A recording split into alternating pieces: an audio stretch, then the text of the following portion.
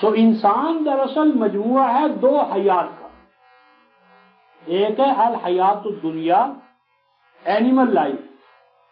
اور ایک ہے الحیات الآخرہ ادر دین اینیمل لائف، سپر دین اینیمل لائف، حیوانی زندگی سے بڑھ کر زندگی۔ وہ اس کی ایگو کی زندگی ہے، وہ اس کی ذات کی زندگی ہے، وہ اس کی پرسنالٹی کی زندگی ہے۔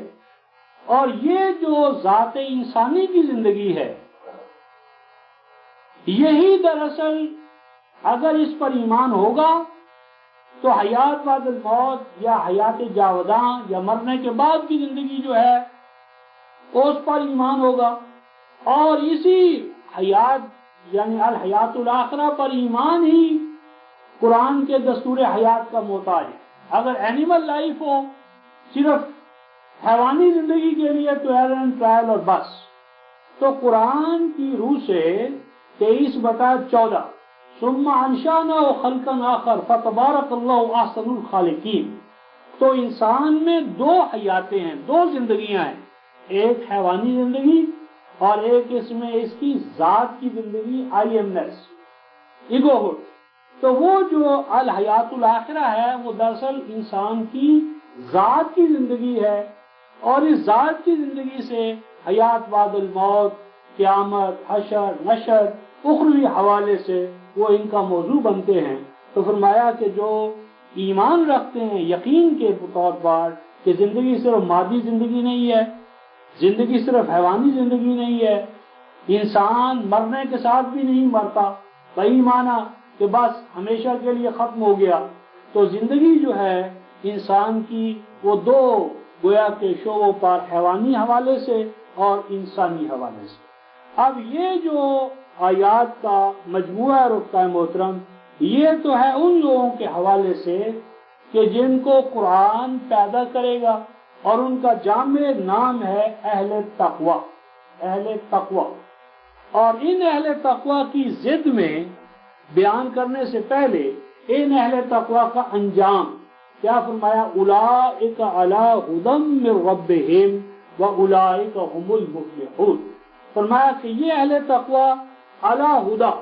انہوں نے تو ہدایت کے مقصود و منتہا کو پا لیا، لازم ہے کہ یہ منزل مراد تک پہنچ کر رہیں، اور انہی کی کھیتیاں انجام کار پروان چڑھیں گی، تو یہ ہدایت کے مطلوبہ نتائج کو حاصل کریں گے اور ان کی جدوجہد کامیاب ہو کر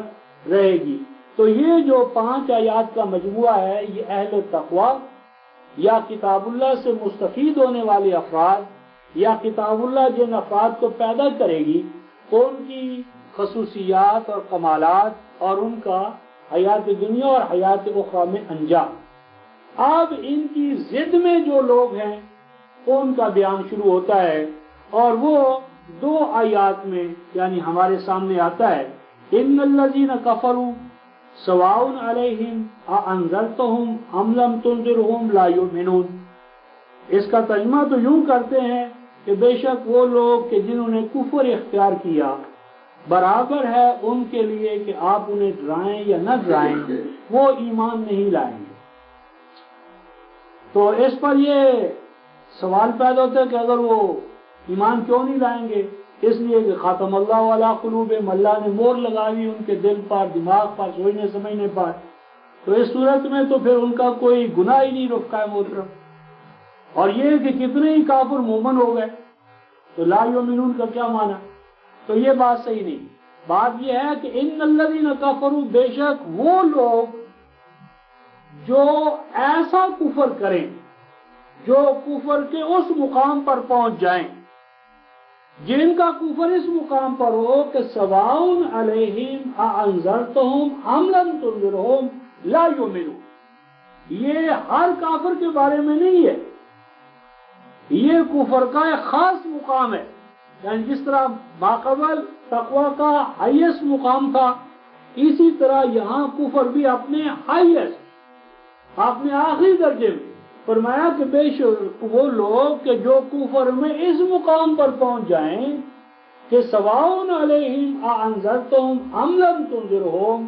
کہ جن کے لیے آپ کا انذار کرنا خبردار کرنا، آگاہ کرنا، بیدار کرنا۔ ایک آدمی سینکیا کھانے پر تلا ہوا ہے، آپ اسے کہتے ہیں سینکیا نہ کھاؤ، سینکیا مہلک ہوتا ہے، تو جو خودکشی پر تلا ہوا ہے اس کو خودکشی کے نقصانات بتانا فائدہ مند نہیں۔ تو لا یؤمنون جو ہے یہ اس کفر کے بارے میں ہے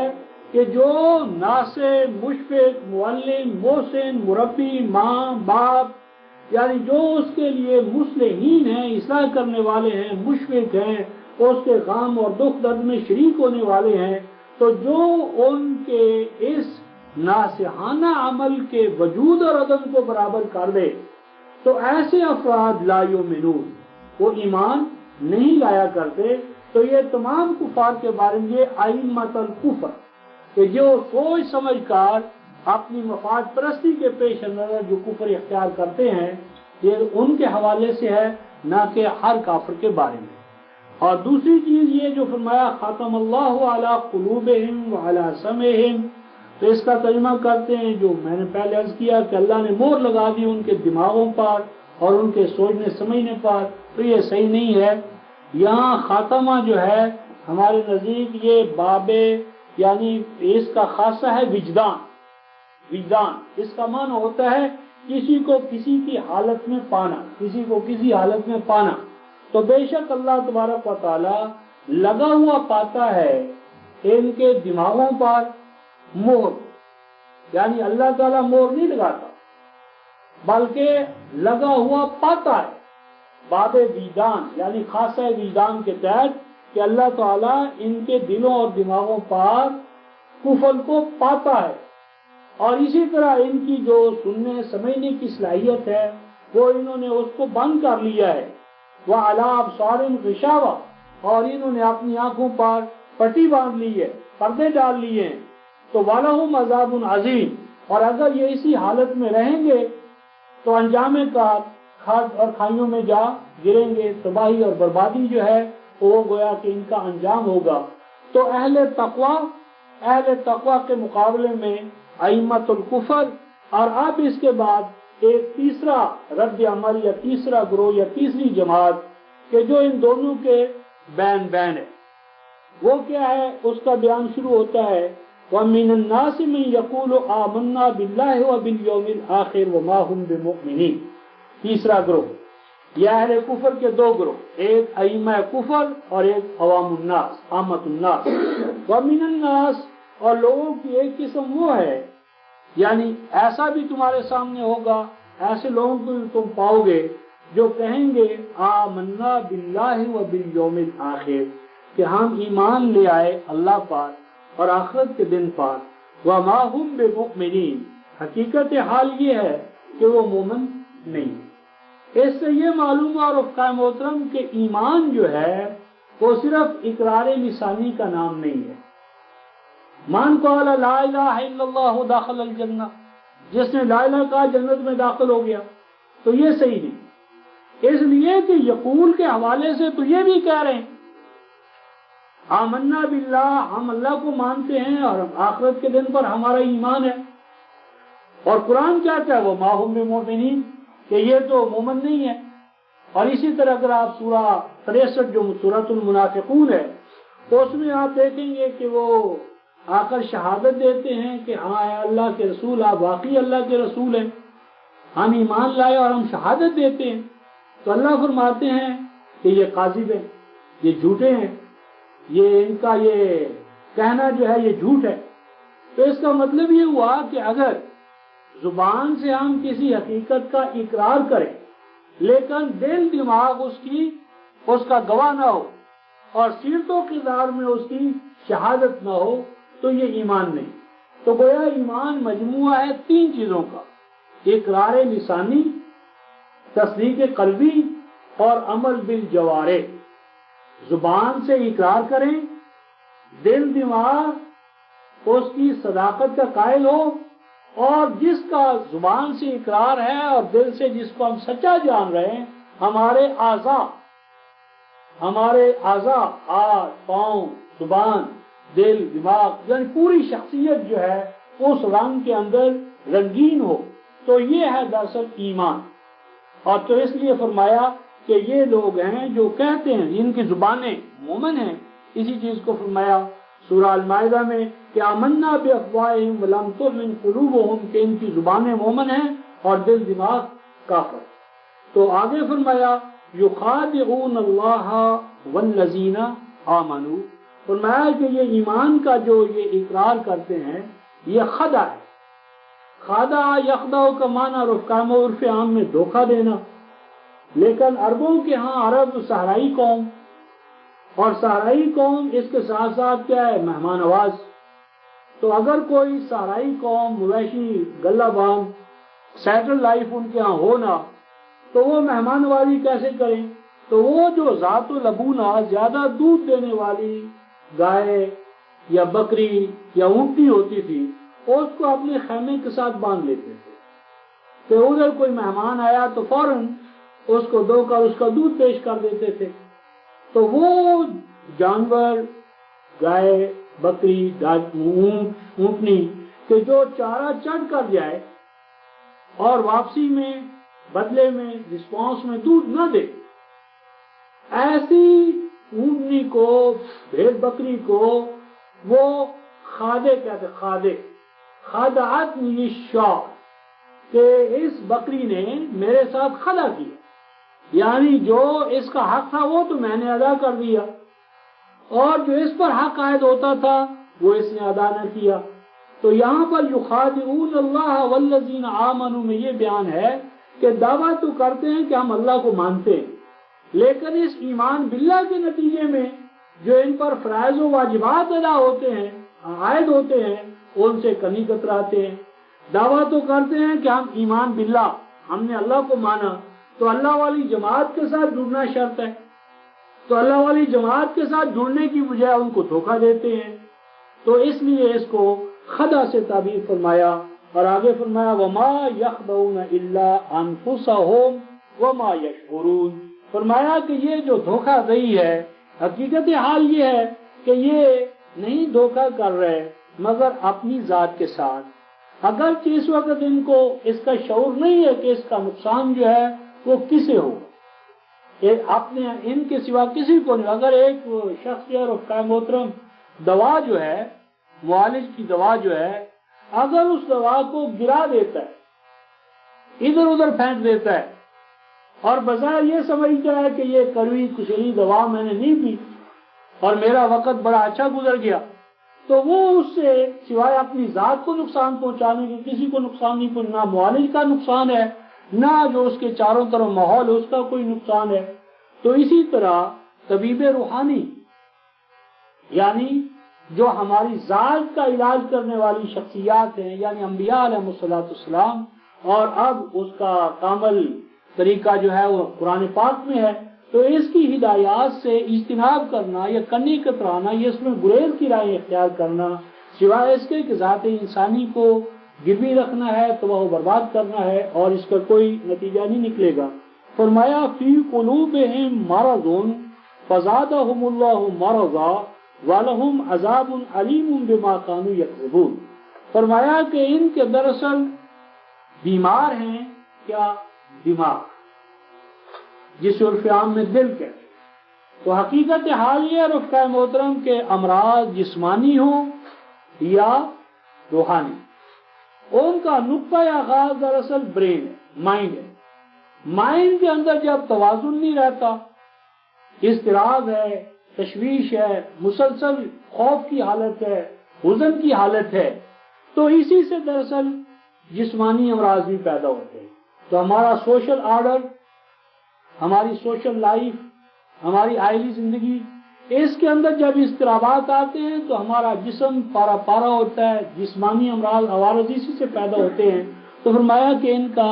اصل جو مائنڈ ہے، سائیک ہے، نفس ہے، وہ بیمار ہے. اور یہ قانون ہے کہ اگر بیمار دل دماغ جدوجہد کرے گا تو وہ مزید بیمار ہوگا. بیمار جو ہے، بیمار نفس جتنا بھی جدوجہد کرے گا نیگیٹو حوالے سے تو وہ اور زیادہ بیمار ہوتا چلا جائے گا. فزادہم اللہ مرضا، یہاں بھی زیادہ کے اندر اللہ نہیں بڑھاتا بلکہ بڑا ہوا پاتا ہے، یہاں بھی مادہ وجدان. بس جیسے جیسے یہ مریض دل دماغ کے ساتھ مصروف جدوجہد ہوں گے تو ان کا دماغ اور زیادہ، جسم اور جان اور زیادہ مریض ہوتا چلا جائے گا، اور اس کا نتیجہ یہ ہے کہ ان کے لیے ہے عذاب المناک، دردناک، بوجہ اس کے بما کانوا یکذبون، بوجہ اس کے کہ انہوں نے جھوٹ بولا، جھوٹ کو اپنا وتیرہ بنایا، اپنی ذات کے ساتھ جھوٹ بولا، معاشرے کے ساتھ جھوٹ بولا، اللہ تبارک و تعالیٰ کے ساتھ جھوٹ بولا. آگے ارشاد فرمایا جا رہا ہے وَإِذَا قِيلَ لَهُمْ لَا تُفْسِدُوا فِي الْأَرْضِ قَالُوا إِنَّمَا نَحْنُ مُصْلِحُونَ. جب انہیں کہا جاتا ہے کہ اس نفاق اور دھوکہ دہی کے اس مرض سے نجات پاؤ، الگ ہو جاؤ، چھوڑ دو یہ طرز عمل، یہ پالیسی، تو جب انہیں کہا جاتا ہے کہ لا تفسدوا فی الارض، زمین میں فساد نہ پھیلاؤ. فساد رفقائے محترم سب سے اول ہے ذات انسانی میں. ذات انسانی کے اندر جب توازن قائم نہیں رہتا تو ذات انسانی کے اندر جو توازن ہے جب وہ بگڑتا ہے تو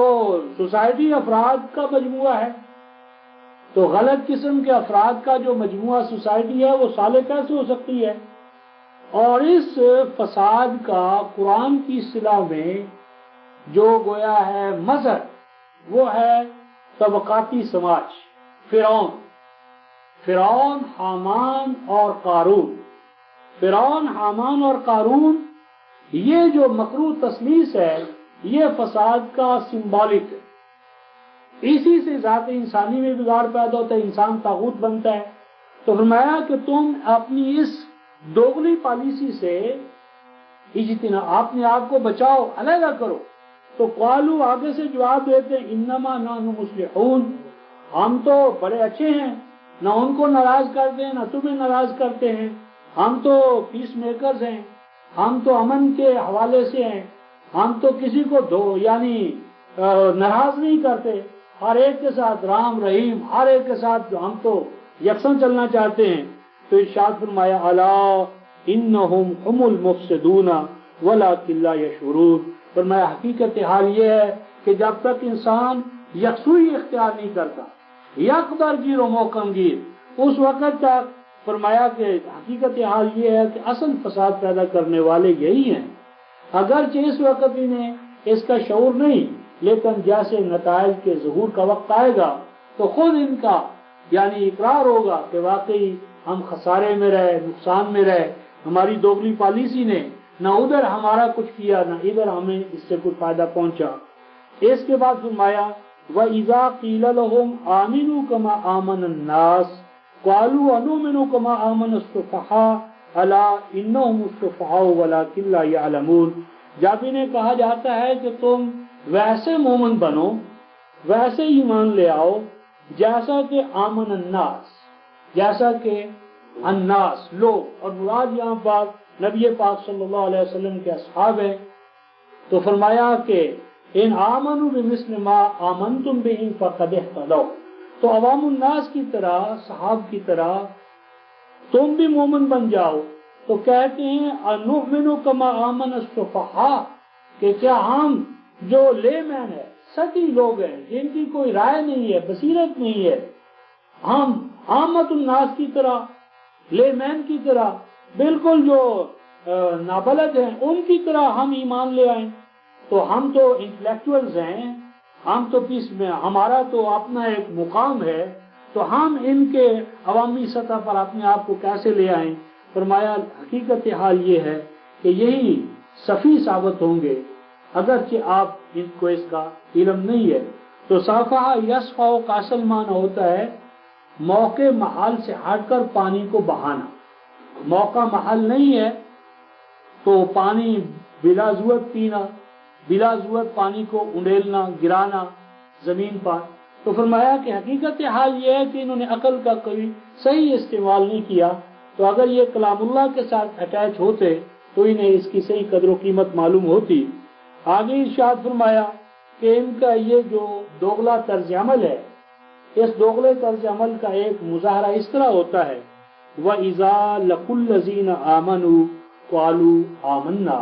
فرمایا کہ جب یہ ملاقات کرتے ہیں، ملتے ہیں ان لوگوں سے جو ایمان لا چکے ہیں، تو کہتے ہیں کہ ہم بھی ایمان لائے، ہم بھی تمہارے ساتھ ہیں، ہم بھی مومن ہیں۔ تو ایک ہی لفظ بولتے ہیں، ایک لفظ میں ان کا مفہوم اور ہے اور ایمان والے اس سے اور مفہوم لیتے ہیں۔ تو یہ جو آمنو آئے گا رفقائے محترم قرآن حکیم میں آمنو، تو اس کے ضمن میں یہ نوٹ فرما لیں کہ ایمان بالتوحید، جہاں بھی قرآن میں ایمان مطلوب ہے وہ ہے توحید کے ساتھ، اور ایمان دراصل ایمان بالقرآن ہے۔ ایمان اصلاً ایمان بالقرآن ہے، اور باقی تمام ایمانیات ایمان بالقرآن کے اجزاء اور عناصر ہیں، فروع ہیں۔ اصل الایمان ایمان بالقرآن، اور باقی ایمانیات اس کی فروع ہیں۔ اصل ایمان توحید ہے، اگر توحید نہیں تو آمنا بیکار ہے۔ توحید والا ایمان عند اللہ معتبر ہے، شرک والا ایمان عند اللہ معتبر نہیں۔ قرآن نے سورہ یوسف کی آیت 106 میں فرمایا وَمَا يُؤْمِنُ أَكْثَرُهُمْ بِاللَّهِ إِلَّا وَهُمْ مُشْرِكُونَ، نہیں ایمان رکھتے ان میں سے اکثر اللہ پر مگر وَهُمْ مُشْرِكُونَ،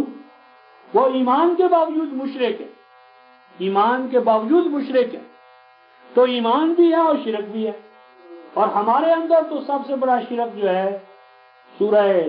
روم 30ویں سورہ کی آیت 32 کی روح سے فرقہ پرستی کو قرآن نے سب سے بڑا شرک قرار دی،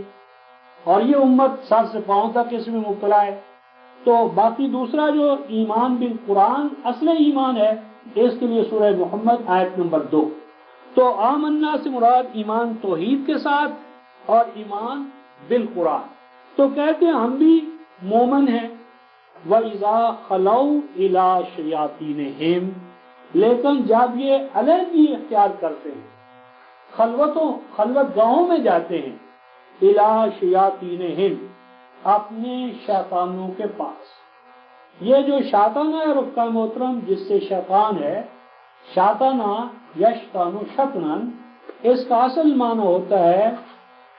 بل کھانا،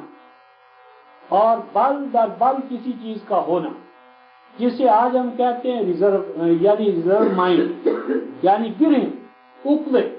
یعنی جس میں ذہن جو ہے وہ صاف نہیں ہے، اس میں گرے ہیں، پیچیدگیاں ہیں، اور پھر شیطانہ بمانا باعودہ، دور ہو جانا، تو حق سے کلام اللہ سے دور ہونے والا، اور پھر شیطانہ بمانا جل جانا، تو جلنا احتراق، تو یہ حسد اور رقابت، تو یہ جو شیاطین ہیں یہ ہیں رؤوسا، مستقبرین، اور ان کے ائمہ پیشوا، وہ حامان کے حوالے سے پیشوا ہو یا قارون کے حوالے سے پیشوا ہو، مستقبرین۔ تو جب یہ اپنے اکابرین کے پاس، مشائخ کے پاس، علماء سو کے پاس، اپنے سرداروں کے پاس جاتے ہیں، قالوا انا معکم، تو غور کیجئے کہ وہاں تو فرمایا تو انہوں نے کہا تھا آمنا کہ ہم مومن ہیں، اور یہاں کیا کہتے ہیں انا معکم، بے شک ہم تو تمہارے ہی ساتھ ہیں، ہم نے تمہارا کب ساتھ چھوڑا ہے، ہم نے تو انما نحن مستہزئون، وہ جو ہم ان کو کہتے ہیں کہ ہم مومن ہیں، تو وہ ہمارا ایمان تو استہزاء ہے، وہ تو تمسخر ہے، وہ تو مذاق ہے، وہ تو ہم ان کو بیوقوف بناتے ہیں، اور وہ سادہ لو ہیں کہ ہمارے دعوے کو سن کر مان لیتے ہیں کہ یہ بھی مومن ہے۔ تو آگے ارشاد فرمایا اللہ یستہزئ بہم ویمدہم فی طغیانہم یعمہون، عام ترجمہ اس کا یہ ہے کہ اللہ مذاق کرتا ہے ان کے ساتھ اور ان کو ڈھیل دیتا ہے ان کی سرکشی میں کہ یہ اندھا دھند آگے بڑھتے چلے جاتے۔ تو یہ جو اللہ یستہزئ بہم آیا کہ اللہ ان سے مذاق کرتا ہے، یہ ترجمہ صحیح نہیں۔ اس کو عربی زبان میں کہتے ہیں مشاقلہ یا مجازات، اسلوب مشاقلہ۔ اسلوب مشاقلہ یہ ہوتا ہے سبانی فسببتہ، سبانی فسببتہ، اس نے مجھے گالی دی، آگے جو عرب کہتا ہے فسبقتہ، تو اس کا یہ معنی نہیں کہ میں نے بھی گالی دی، اگر تو نے بھی گالی دی تو دونوں برابر ہو گئے، بلکہ سببتہ کا معنی ہے اے منعتہ عن السب وعلمتہ کیف یسب، کہ میں نے اسے سبق سکھایا کہ گالی کیسے دی جاتی ہے، یعنی گالی دینے کا مواخذہ، گالی دینے سے کا خمیازہ، یعنی گالی دینے کا جو اس نے ارتکاب کیا ہے تو اس کا جواب دینا، یعنی گالی سے روکنا۔ تو یہ جو اللہ یستہزئ بہم کا معنی یہ ہے کہ اللہ ان کے اس استہزاء کا ان کو جواب دے گا، خمیازہ ان کو بھگتنا پڑے گا، ان کو اس استہزاء کی سزا پائیں گے۔ اب مکافات عمل کی روح سے یہ اس کی سزا بھگتیں گے،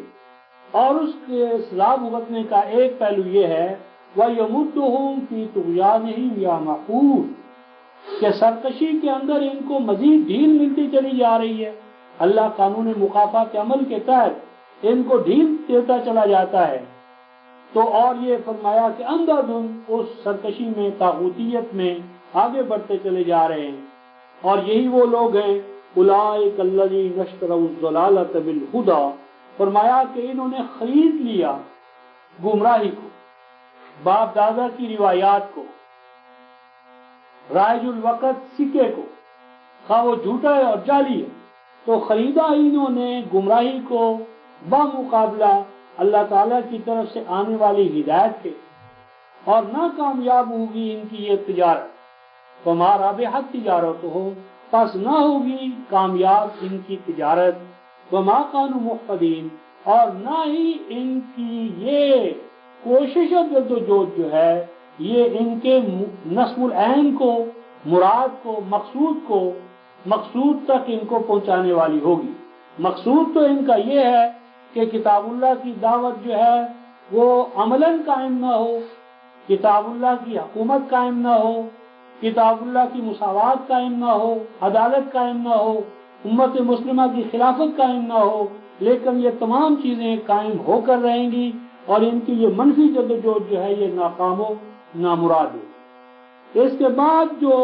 مَثَلُهُمْ كَمَثَلِ الَّذِي اسْتَوْقَدَ نَارًا، اور یہ دو مثالیں جو آ رہی ہیں رفقائے محترم، اس میں بھی سمجھنا درکار ہے کہ یہ کیا ہے۔ فرمایا کہ ان کی یہ تھے یہود میں سے اہل کتاب، فرمایا کہ ان کی موجودہ جو پالیسی ہے، موجودہ جو ان کا طرز عمل ہے، اس کو سمجھنے کے لیے ایک مثال دی جاتی ہے،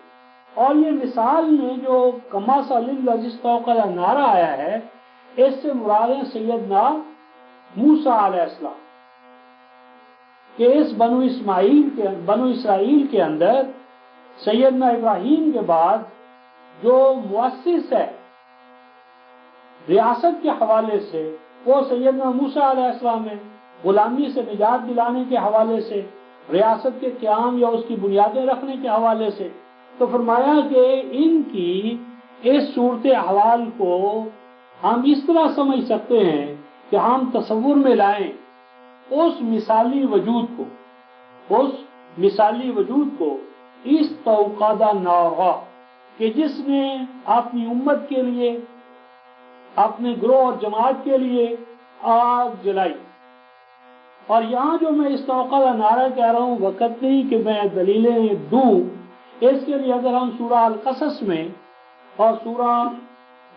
نمل میں جائیں گے، طٰہٰ میں جائیں گے، تو وہاں آگ جلانا جو ہے انبیاء علیہ السلام میں سے آگ جلانے کا جو عمل ہے اپنے اہل کے لیے، وہ سیدنا موسیٰ علیہ السلام کا قرآن واضح طور پر بیان کرتا ہے۔ فرمایا جب وہ اندھیری رات تھی، اندھیری رات اور قافلے کے ساتھ وہ آ رہے ہیں، اور وہاں کوئی ظاہری رہنماؤں نے موجود نہیں، تو ایسی وہ کہتے ہیں کہ تم ٹھہرو، میں تمہاری آگ لاتا ہوں، جذبۃ من النار، آگ اس کا انگارہ، تاکہ تمہارا ماحول روشن ہو جائے اور ہم اپنی منزل کی طرف رواں دواں ہو سکیں۔ تو اس توقع نعرہ سے مراد بعضوں نے نبی پاک صلی اللہ علیہ وسلم لیے، لیکن ہم سمجھتے ہیں یہ صحیح نہیں، قرآن کی بہت سی دوسری آیات بینات کے حوالے سے۔ اور ایک اور بات یہ ہے کہ مثال کے اندر یہ ضروری نہیں ہوتا کہ خارج میں وہ چیز موجود ہو، مثال تو ایک حقیقت کی تمثیل ہوتی ہے۔ تو بہرحال خارج میں اگر ہم اس کی کوئی مثال پیدا کرنا چاہیں حضور کتاب اللہ، تو اس کا اول مصداق سیدنا موسیٰ علیہ السلام ہے کہ ظاہری حوالے سے بھی ان کے ساتھ آگ اور اس کو روشن کرنا اور ان کے اہل و عیال کو اور ساتھیوں کو اس سے مستفید کرنا، وہ سارا بیان ہے۔ تو فرمایا کہ ان کے امام نے، قائد نے، رہنما نے آگ روشن کی، فَلَمَّا أَضَاءَتْ مَا حَوْلَهُ ذَهَبَ اللَّهُ بِنُورِهِ۔ فرمایا کہ سیدنا موسیٰ علیہ السلام نے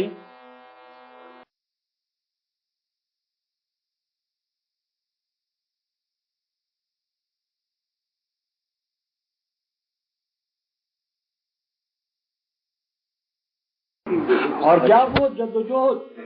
منطقی انجام تک اس حوالے سے پہنچی کہ ان کو سرزمین مصر سے وہ لے کر فلسطین کی طرف آئے،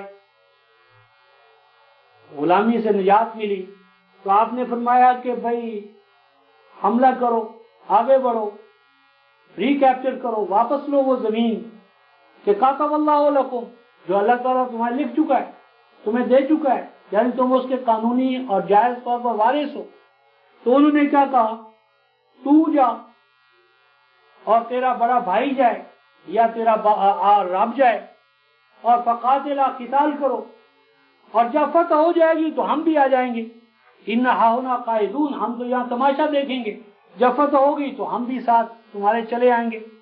تو یہ ہے کہ اس بندہ خدا نے، اس نیک مرد نے، اس عظیم الشان انسان نے اس آگ کو جلانے کے لیے ہزارہ جتن کیے، وہ آگ روشن کرنے کے لیے نبوت اور نبوت کے بعد کا جو پروگرام تھا، مشن تھا، اس کو یعنی روشن و تابناک بنانے کے لیے اس نے اپنی جان، اپنا مال، اپنا وقت، اپنی ساتھ کل کی کل جو تھی وہ قربان کر دی۔ فلما اضاءت ما حولہ، جب اس کے ارد گرد کا ماحول منور ہو گیا، یعنی وہ غلامی کی ابتدائی سٹیج سے نجات پا گئے، ذہب اللہ بنورہ، تو یہ جو ہے کہ اللہ لے گیا، یہ غلط ہے، یہاں بھی مادہ وجدان ہے۔ تو اللہ تعالیٰ نے یوں پایا کہ جس طرح ان کا نور بصیرت، ان کا نور بصارت، ان کی ارادے، ان کی ہمتیں، ان کا استقلال، ان کی جوامردی، سارے کا سارا ختم ہو۔ وَتَرَكَهُمْ فِي ظُلُمَاتٍ لَا يُبْصِرُونَ، یہ وہی حالت ہے جب سیدنا موسیٰ علیہ السلام نے تعصب کیا تو فرمایا فَإِنَّهَا مُحَرَّمَةٌ عَلَيْهِمْ 40 سَنَةً يَتِيهُونَ فَلَا تَعْسَ عَلَى الْقَوْمِ الْفَاسِقِينَ، یہ ہے تَرَكَهُمْ فِي ظُلُمَاتٍ لَا يُبْصِرُونَ، فرمایا کہ اللہ تعالیٰ نے ان کو ان تاریکیوں میں چھوڑ دیا کہ ان تاریکیوں کے اندر بصیرت کے چراغ گل ہو گئے۔ تو اصل میں یہاں پر آپ کو اور ہمیں سبق دینا مطلوب ہے۔ آپ کو اور ہمارے لیے سبق یہ ہے کہ تمہارے ایمان نے کتاب اللہ کے نور کو، قرآن پاک کے انوار و تجلیات سے اس کائنات کو منور کرنے کے لیے کون سی قربانی نہیں دی؟ جسم کی قربانی، جان کی قربانی، وقت کی قربانی، یعنی نبی پاک صلی اللہ علیہ وسلم نے کون سی قربانی ہے جو نہیں دی اس قرآن کے نور سے اس کائنات کو منور کرنے کے لیے؟ اور اب اس جدوجہد کے نتائج و ثمرات کے تم امین بنائے گئے ہو، تو تم سوچو کہ تم اس نبوی جدوجہد، قرآن کے اس نور کو دنیا میں عام کرنے کے لیے تم کیا جدوجہد کر رہے ہو؟ کہیں تمہاری بصیرتیں اور بصارتیں گول تو نہیں ہو گئی؟ جسم کے حوالے سے جو تمہاری جدوجہد ہے، حیات دنیا کی کامیابیوں کے لیے جو جدوجہد ہے، کیا قرآن کے انوار و تجلیات کے لیے تمہاری وہ جدوجہد ہے؟ کہیں تمہارے اوپر بھی تو بنی اسرائیل کا جو عدم استقلال تھا، بزدلی تھی، ارادوں کی کمزوری تھی، وہ غالب نہیں آ گئی؟ کہیں ان کی طرح تم بھی فلما اضاءت ما حولہ ذہب اللہ بنورہم نہیں آ گئے کہ اس امام نے، خاتم النبیین نے کتنی انتھک جدوجہد کی اور اس انتھک جدوجہد سے قرآن سے دنیا کو منور کیا، اور آج تم کیا ہو؟ فی ظلمات لا یبصرون، تاریکیاں در تاریکی، تاریکی در تاریکی، فرد تاریکیوں میں ہے، جماعت تاریکیوں میں ہے، حکمران تاریکیوں میں ہے، ملوک ہوں، شیوخ ہوں، ائمہ و مشائخ ہوں، کیونکہ سب کے پاس باپ دادا کی روایات ہیں، کتاب اللہ سے ہم کٹے ہوئے ہیں، ہماری قوت و طاقت کا راز کتاب اللہ کے تمسک میں تھا، اور کتاب اللہ کو ہم نے غلاف میں بند کر کے تاکہ نشان پہ رکھا ہوا ہے۔ تو فرمایا ان کا یہ حال تھا، تو اس حال سے تم بصیرت حاصل کرنا، روشنی حاصل کرنا، عبرت حاصل کرنا۔ فرمایا سمون بکمون عمیون فہم لا یرجعون، فرمایا کہ ان کی اب حالت یہ ہے کہ یہ کیا ہیں؟ بہرے ہیں، کہ اپنے کانوں سے نہیں سنتے، اپنے پیر اور شیخ کے کانوں سے سنتے، عمیون اندھے ہیں، اپنی آنکھیں اور ان کا نور گل کر چکے ہیں، اور فرمایا بکمون، ان کی اپنی زبانیں نہیں ہیں، اپنی آنکھیں گوا بیٹھے، اپنے کان گوا بیٹھے، اور اپنے دل دماغ پر مورے لگا بیٹھے۔ کہتے ہیں لب بندو گوش بندو چشم بند، زبان بھی بند کر لو، دماغ بھی بند کر لو، کان بھی بند کر لو، پھر کیا ہوگا؟ کان بھی نہیں نور حق پر ماخذن، پھر تمہیں نور الہی نظر آئے گا۔ تو یہ رفقائے محترم یہود کا قرآن بیان کر رہا ہے، منافقین کا بیان کر رہا ہے کہ اندھے ہیں، گونگے ہیں، بہرے ہیں، فہم لا یرجعون، ان سے واپسی کی کیا توقع؟ واپسی پر تو وہی آئے گا جو اپنی آنکھوں سے دیکھے، اپنے کانوں سے سنے، اور اپنے دل دماغ سے خود نتائج نکالے۔ اور یہی رفقائے محترم سورہ الاعراف کی آیت 189 میں فرمایا ہے وَلَقَدْ ذَرَعْنَا لِجَهَنَّمَ كَثِيرًا مِنَ الْجِنِّ وَالْإِنسِ، بہت سے جن اور انسان جو جہنم میں جائیں گے۔ کیوں جائیں گے رفقائے محترم؟ لَهُمْ قُلُوبٌ لَا يَفْقَهُونَ بِهَا، اللہ نے ان کو دل دماغ دیے، وہ اپنے دل دماغ سے خود نہیں سوچتے۔ اللہ نے ان کو کان دیے، وہ اپنے کانوں سے نہیں سنتے۔ اللہ نے انہیں آنکھیں دی، ان آنکھوں سے خود نہیں دیکھتے۔ قرآن کہتا ہے اولئک کالانعام بل هم اضل اولئک هم الغافلون، 7:189۔ فرمایا یہ حیوان ہے، ان کو انسان نہ کہو۔ تو آج ہماری حالت بھی یہی ہے۔ تو یہ جو فرمایا ہے کہ اپنی آنکھوں سے نہ دیکھنا، اپنے کانوں سے نہ سننا، اپنے دل دماغ سے کام نہ لینا، جب کوئی قوم اس مقام پر پہنچ جائے تو وہ لا یرجعون ہوتی ہے۔ لہذا پہلی دعوت کیا ہونا چاہیے؟ 34/46 کی روح سے قُلْ إِنَّمَا أَعِظُكُمْ بِوَاحِدَةٍ أَن تَقُومُوا لِلَّهِ مَثْنَىٰ وَفُرَادَىٰ ثُمَّ تَتَفَكَّرُوا، سوچو سمجھو، سوچنا سمجھنا اس کا آغاز کرو۔ آگے فرمایا او کصیب من السماء فیہ ظلمات ورعد وبرق، ایک مثال تو یہ دی تھی، اب ایک دوسری مثال میں اس جماعت کا حال بیان ہوتا ہے۔ فرمایا یا ان کی مثال اس حوالے سے ہے کہ آسمان سے بادلوں سے موسلا دھار بارش ہو رہی ہے، سیب موسلا دھار بارش، فیہ ظلمات، کہ جب وہ بارش ہوتی ہے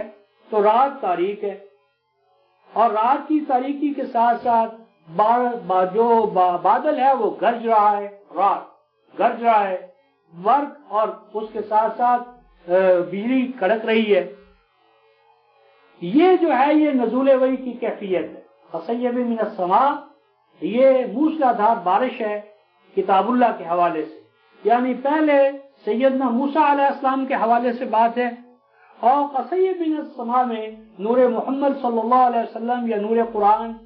یا نزول قرآن، اس کا بیان ہے کہ آپ جو یا تو ماضی کے حوالے سے سمجھو یا حال کے حوالے سے، کہ حال کے حوالے سے جو اب موسلا دھار بارش قرآن حکیم کی ہو رہی ہے، تو یہ اس حال میں ہو رہی تھی یہ ظلمات، کہ اس کے چاروں طرف ظلمت ہی ظلمت ہے، اور اسی ظلمت کا تقاضا ہوا کہ اسے نور میں تبدیل کیا جائے۔ تو یہ ظلمات سے مراد ہے مشکلات، کہ اس نور کتاب اللہ کو عام کرنے کے حوالے سے مشکلات پیش آتی ہیں، ان مشکلات سے یہ گھبرانا چاہتے ہیں، عزیز و اقارب کو چھوڑنا پڑتا ہے، ماحول کے خلاف جدوجہد کرنا پڑتی ہے، ایک وقت آتا ہے کہ اپنے وطن اور جغرافیے سے اپنے آپ کو کٹ آف کرنا پڑتا ہے۔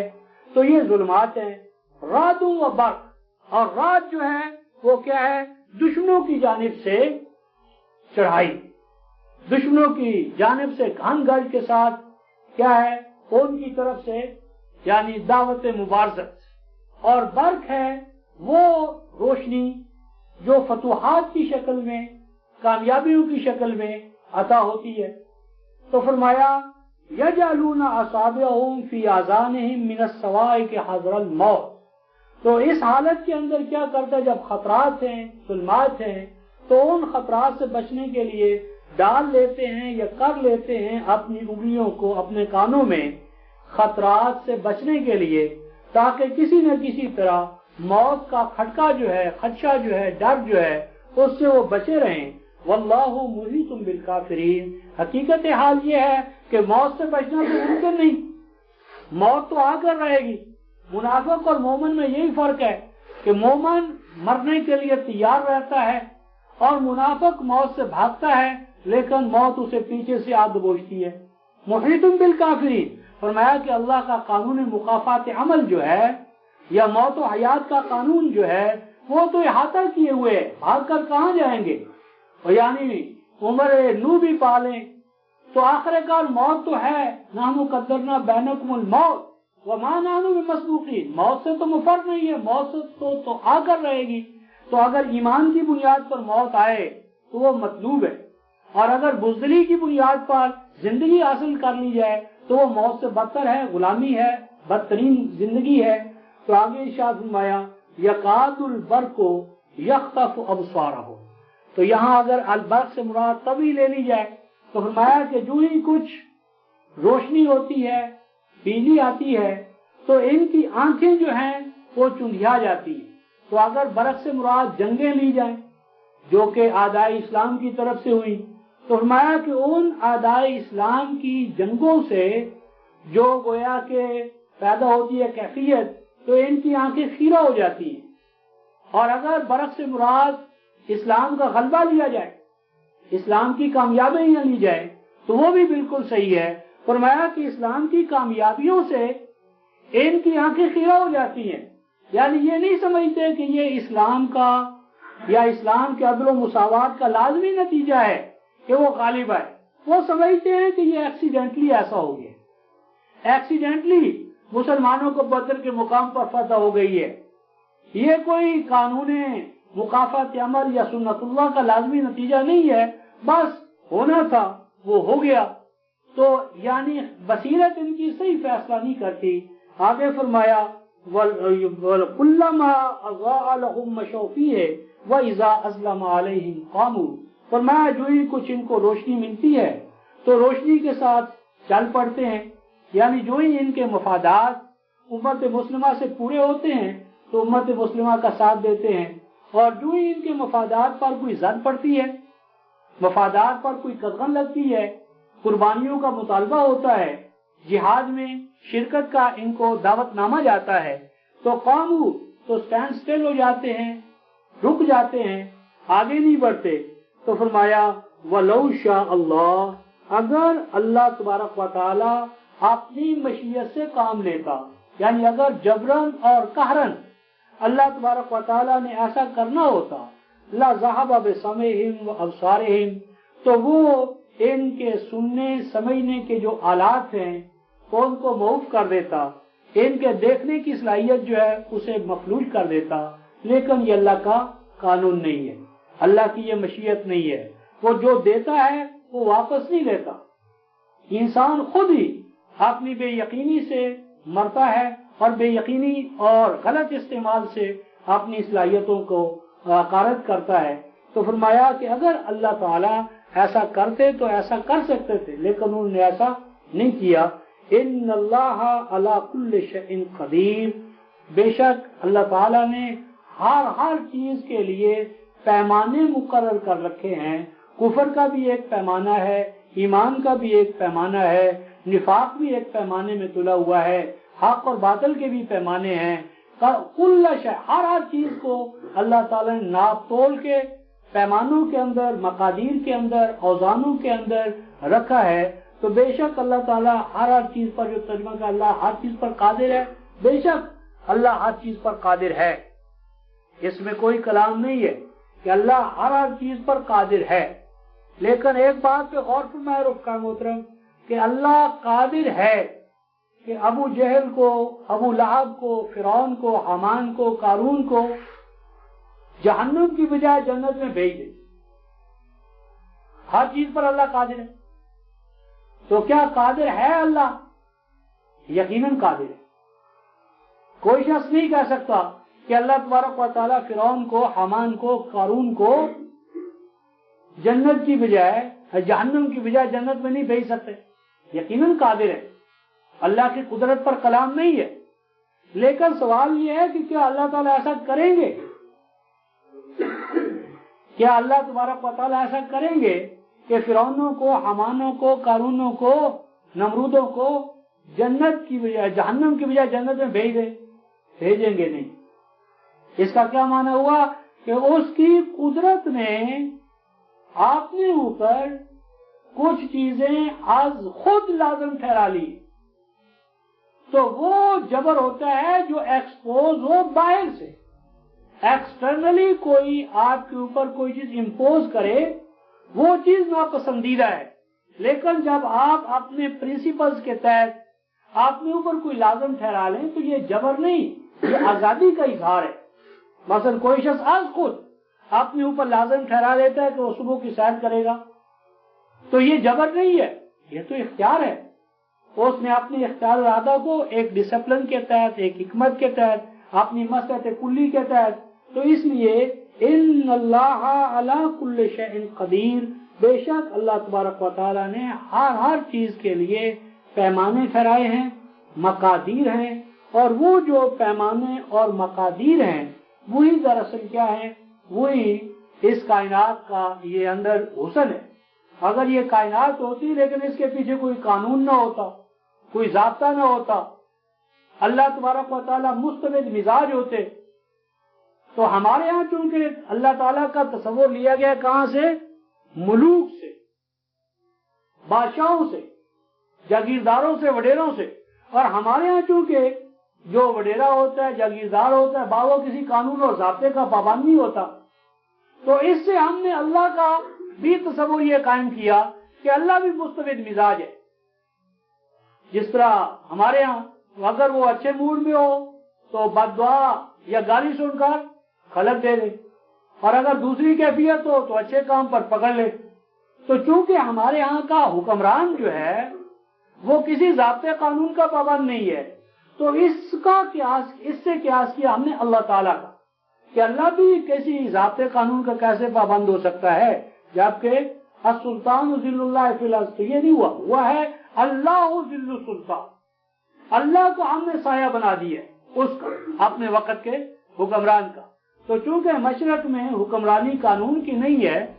عدل کی نہیں ہے، تو اس لیے مشرقی تصور الوہیت بھی کسی قانون اور ضابطے کا اللہ کو پابند نہیں ٹھہراتا، لیکن یہ مشرق کا زوال پذیر دور ہے، مشرق کا تابناک دور، کہ جس کا نقطہ آغاز کلام اللہ سے ہوا تھا۔ تو کلام اللہ میں اللہ تعالیٰ کا تصور ایک ایسے اللہ کا تصور ہے جو ضابطے اور قانون کا اس حد تک پابند ہے رکھا ہے محترم کہ 50/29 سورہ القاف، قاف 50ویں سورہ ہے، اور آیت نمبر 29 میں اللہ تعالیٰ فرماتے ہیں ما یبدل القول لدی وما انا بظلام للعبید۔ فرمایا ما یبدل القول لدی، میرے ہاں میرا قانون میں اپنی ذات کے لیے بھی تبدیل نہیں کرتا، میں اپنے قانون میں اپنی ذات کے لیے بھی کسی رعایت کا روادار نہیں ہوں۔ کیوں نہیں ہوں؟ وما انا بظلام للعبید، اگر مقنن اور لاگیور اپنے قانون کے اندر اپنے لیے رعایتیں رکھ لے تو وہی حال ہوگا اس قانون جو اب ہمارا ہو رہا ہے کہ قانون بنانے والا پہلے سے اپنے لیے رعایتوں کے حصار کھڑے کر لیتا ہے۔ قانون بنے لیکن اس کے مراعات پر اس کا جو پریولیج، اس کا جو ویسٹڈ انٹرسٹ ہے، مفادات ہیں، مراعات ہیں، ان پہ زد نہ پڑے، تو فساد فی الارض کا اس سے بڑھ کر کوئی مظہر نہیں ہو سکتا۔ تو اللہ تعالیٰ فرماتے ہیں وما انا بظلام للعبید، اگر ایسا کروں تو بندوں پر